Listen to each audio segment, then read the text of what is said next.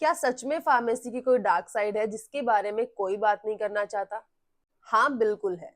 एक ऐसा सच जिसके बारे में कोई बात नहीं करना चाहता। ऐसा सच जिससे हम में से 40% लोग वाकिफ हैं, लेकिन उस पे बात करने की हिम्मत किसी की भी नहीं है।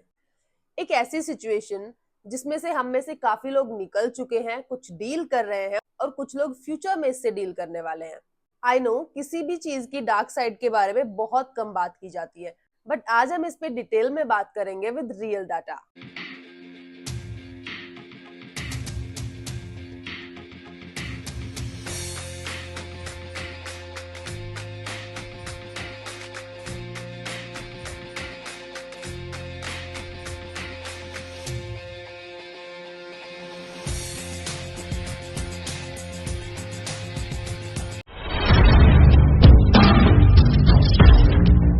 So hey everyone, welcome and welcome back to my channel.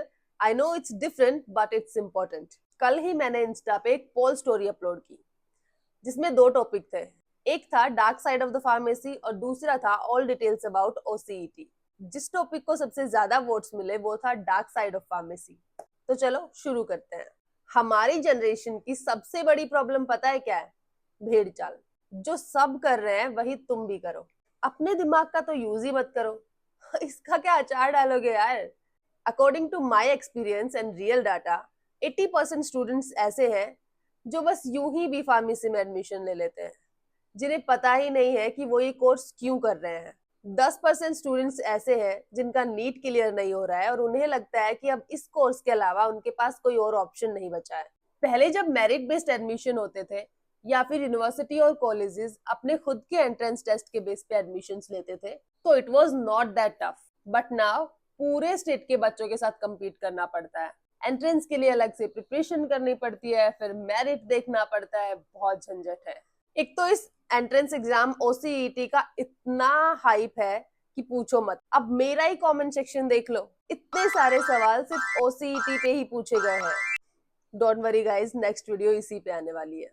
पहले पूरे स्टेट के बच्चों के साथ compete करो, फिर मेरिट में compete करो और फिर कैटेगरी में भी compete करो। पूरे स्टेट की यूनिवर्सिटीज में से कोई एक यूनिवर्सिटी डिसाइड करो जिसमें तुम्हें एडमिशन लेना है। मेरे कुछ नॉन लोगों का कहना है कि ये एग्जाम नीट के लेवल का एग्जाम है, बट टू बी ऑनेस्ट इतना भी हार्ड नहीं है। और इस सब के बाद अब तुम्हें करनी है इन्वेस्टमेंट। अब ये इन्वेस्टमेंट भी दो कैटेगरीज में डिवाइड हो जाती है, प्राइवेट और गवर्नमेंट। प्राइवेट यूनिवर्सिटीज में आपको अलग इन्वेस्टमेंट करनी होती है और गवर्नमेंट यूनिवर्सिटी या फिर कॉलेजेस में आपको अलग इन्वेस्टमेंट करनी होती है। मैंने गूगल से एक डाटा निकाला, top institutes of B pharmacy in Haryana, और मेरे सामने 78 यूनिवर्सिटीज ओपन हो गई, जिनमें से ओनली 14 यूनिवर्सिटीज गवर्नमेंट है एंड बाकी बची हुई प्राइवेट। सबसे पहले नंबर पे जो नाम था वो था एपीजे सत्या यूनिवर्सिटी का, जिसकी फीस है 2.85 लाख पर ईयर। और सबसे नीचे आखिरी में नाम था पीजीआई रोहतक का, जिसकी फीस है 11,000 पर ईयर। दोनों में जमीन आसमान का फर्क है। लेकिन अब पीजीआई रोहतक हर किसी को तो नहीं मिल सकती ना, क्योंकि सीट्स लिमिटेड होती हैं। तो इस सब से इन्वेस्टमेंट का अंदाजा तो आप खुद भी लगा सकते हैं। अब चलो, इतने स्ट्रगल के बाद एडमिशन हो गया, 4 साल में डिग्री भी कंप्लीट हो गई, तो अब क्या? Now starts the real hustle. तुम्हारे सामने होंगे दो ऑप्शन, पोस्ट ग्रेजुएशन यानी कि मास्टर्स डिग्री या फिर जॉब। और अब प्लेसमेंट्स के टाइम पे तुम्हारे इंस्टीट्यूट अपने हाथ सीधे खड़े कर देंगे और एडमिशन के टाइम पे प्रोसीजर में तुमने जो 100% प्लेसमेंट लिखा हुआ देखा था, अब वो 0 में बदलता दिखाई देगा। आई एम नॉट सेइंग कि कोई भी यूनिवर्सिटी प्लेसमेंट नहीं देती है, देती है। 10 में से 2 यूनिवर्सिटी प्लेसमेंट देती है, लेकिन वो यूनिवर्सिटीज जो प्लेसमेंट दे रही हैं वो इन्वेस्टमेंट भी ज्यादा ले रही है। बात करूं अगर मेरी यूनिवर्सिटी की, गुरु Jambheshwar university of science and technology Hisar Haryana, जो कि ये दावा करती है कि वो 100% प्लेसमेंट देती है फार्मेसी में, बट ऐसा कुछ भी नहीं है। नॉट ए सिंगल कंपनी जो कि बी फार्मेसी के लिए आती है गुरु जम्बेश्वर यूनिवर्सिटी में प्लेसमेंट्स देने के लिए। अब सीनियर्स का हसल देखकर अपना स्कोप ना देखते हुए तुम्हें दिखेंगे बस वही दो ऑप्शन, सिर्फ नाम अलग होगा। इस बार उनका नाम है प्रोडक्शन और मार्केटिंग। प्रोडक्शन में 12 से 15,000 मैक्सिमम सैलरी और मार्केटिंग में 15 से 20,000 मैक्सिमम सैलरी है फ्रेशर्स के लिए। On the basis of B pharmacy, MR यानी कि मार्केट रिप्रेजेंटेटिव की वैल्यू कुछ भी नहीं है, क्योंकि मोस्ट ऑफ द लोग सोचते हैं कि एमआर बन जाएंगे बी फार्मा के बाद। एमआर की सैलरी अच्छी होती है, लेकिन जब आप एज ए फ्रेशर जाओगे बी फार्मा करके तो आपको वही 15-17 हजार रुपए ही मिलेंगे। हाँ, एक्सपीरियंस के साथ सैलरी बढ़ती जाती है, लेकिन वही एमआर बनने के लिए अगर आप मास्टर्स करके जाओगे तो शायद आपकी सैलरी ज्यादा लगेगी। अब ये डिफरेंस है ग्रेजुएशन और पोस्ट ग्रेजुएशन का। जो भी हो, तुमने प्रॉपर एक डिग्री की है, 4 साल लगाए हैं, उसमें इन्वेस्टमेंट लगाया है, अपना लाइसेंस लिया है, और तुम्हें क्या मिल रहा है? 15 हजार रुपए। और काम क्या करवाया जा रहा है? रोज एक डॉक्टर के पास जाना है अपनी कंपनी की दवाइयां लेके, और उसे बोलना है कि हमारी कंपनी की दवाइयां खरीद लो आप। अब मैं अपनी आंखों से देखी हुई चीज बताती हूँ आपको, एमआर के साथ होता क्या है। मैंने एमआर की जॉब नहीं की है, बट मैंने एमआर को डॉक्टर से मिलते हुए, बात करते हुए, आते हुए देखा है, क्योंकि मैंने भी जॉब की है हॉस्पिटल में, क्लिनिक में। काफी टाइम क्या होता है, डॉक्टर फ्री भी होता है, लेकिन उसे एमआर से नहीं मिलना होता या फिर उसकी मेडिसिन नहीं लेनी होती, जबकि वो एमआर एक ही दिन में 3-4 बार आ चुका होता है। डॉक्टर बोलता है कि उसे कह दो कि मैं बिजी हूँ, या फिर कल आना, या फिर उसे बोल दिया जाता है कि आप सैंपल दे दो, हम सोचेंगे इस पे। लेकिन उस पे कुछ भी नहीं सोचा जाता है, क्योंकि उनके माइंड में ऑलरेडी डिसाइडेड होता है कि हमें इसकी कंपनी का प्रोडक्ट नहीं लेना है, हमें नहीं यूज करना है, या फिर इस प्रोडक्ट की जगह तो हम कोई और प्रोडक्ट यूज कर रहे हैं, तो हम ये नहीं कर सकते हैं।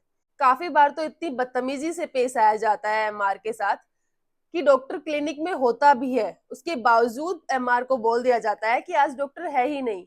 This is the reality.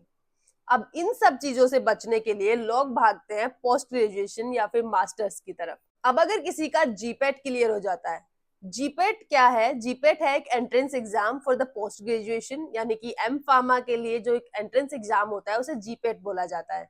अगर किसी का जीपेट क्लियर हो जाता है तो इट्स वेल एंड गुड, क्योंकि उसके बाद अच्छी प्लेसमेंट और अच्छी जॉब्स के चांसेस बढ़ जाते हैं। Now as you all know, मैंने भी बी फार्मेसी किया है, और अब अगर बात करें रियल डाटा की, तो मेरे बैच में अप्रोक्स 60 स्टूडेंट्स थे, जिनमें से अप्रोक्स 40 स्टूडेंट्स फिलहाल मास्टर्स कर रहे हैं।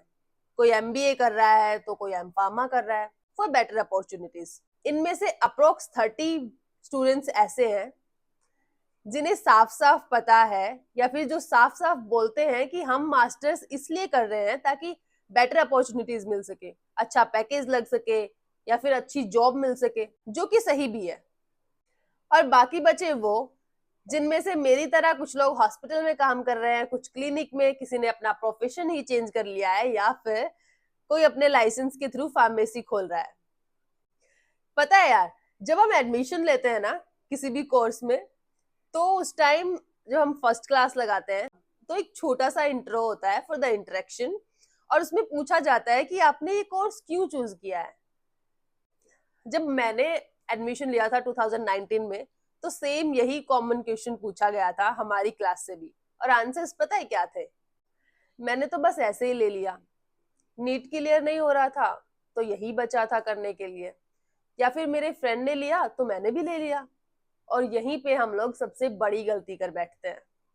हमारे माइंड में हमारे गोल्स क्लियर ही नहीं होते हैं कि अगर हम ये चीज कर रहे हैं तो हम क्यों कर रहे हैं। जिसे पता है, जिसका गोल क्लियर है, उसे कोई नहीं रोक सकता। ना उसे प्लेसमेंट रोक सकती है, ना अपॉर्चुनिटीज रोक सकती है, ना सैलरी, ना पैकेज, नथिंग। कुछ भी करने के लिए ना हिम्मत चाहिए होती है, गट्स चाहिए होते हैं। तुम्हें क्या लगता है मैं ये वीडियो यूं ही बना रही हूँ? पिछले 1 महीने से सोच रही हूँ, लेकिन हिम्मत ही नहीं थी, गट्स ही नहीं थे मेरे पास। बहुत सारे लोगों से डिस्कस किया, बातें की, पूछा, बहुत सारी यूट्यूब वीडियोस भी देखी, और उनके कमेंट सेक्शन भी। सो आई थिंक आज के लिए काफी है, and this is the real side of pharmacy, जिसे आप डार्क साइड या फिर अनटोल्ड ट्रूथ कुछ भी बोल सकते हैं, जिसके बारे में हर कोई बात नहीं करता है, जबकि करनी चाहिए, पर हमने आज की। So that's all about today's video, and thank you so much for watching. I hope मेरी इस वीडियो से आपको थोड़ी बहुत हेल्प मिली हो, या फिर आपके माइंड के थोड़े बहुत जो कंफ्यूजन है, डाउट्स हैं, वो क्लियर हुए हो। So that's all about today's video. Thank you so much for watching and subscribe for more. Bye bye.